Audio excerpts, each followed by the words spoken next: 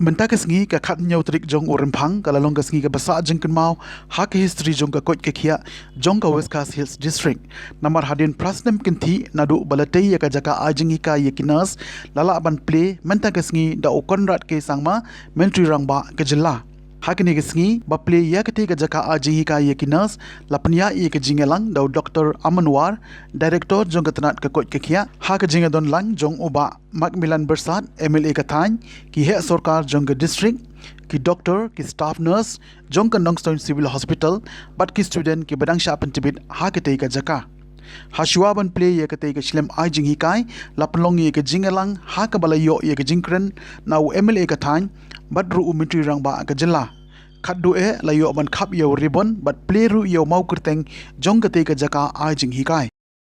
Thank and congratulate the medical and the health department on this very important milestone of completing this GNM school of nursing and for having invited us here to be part of this inaugural program. Friends, as you are all aware that in the last 2 years we have all faced great difficulty because of the pandemic that had hit us. And it was during these pandemic times we all realized to a very large extent the different deficiencies that we have, especially in the health sector. And we had challenges in terms of manpower, we had challenges in terms of infrastructure, and it was a time when I should say the crisis gave us an opportunity to realize that we need to do much more when it comes to the health sector in our state. And therefore, in the last 2 years, there has been a concerted effort on part of our government to really push the health sector and put maximum investment in the health sector. Whether it is the 350 crore World Bank infrastructure project that is being implemented as we speak, whether it's the creation of 485 different wellness and health centers, whether it's the fact that we have more than 4.5 lakh households now enrolled in MHIS, whether it's the fact that in the next month or so we will be also laying the foundation stone for a 280 crore medical Hunar Hub training skills center in our state, which will be funded by the Minorities Affairs Department, Government of India, where I was in Delhi yesterday and we were informed by the minister that the project has in principle been approved. It will be the largest skill development or skilling center for medical purpose and one of its kind in the whole country, and the pilot project based on which the government is looking at setting up one in every state.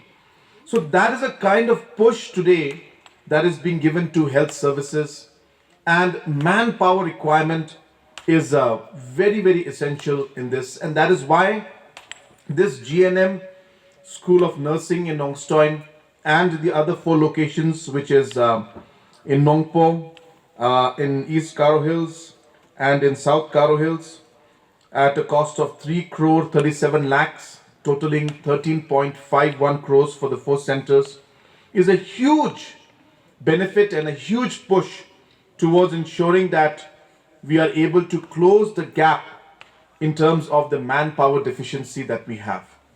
And we have realized that as a government, we need to invest more and more in the health sector. We have also realized that there are many other things that we need to do when it comes to health services.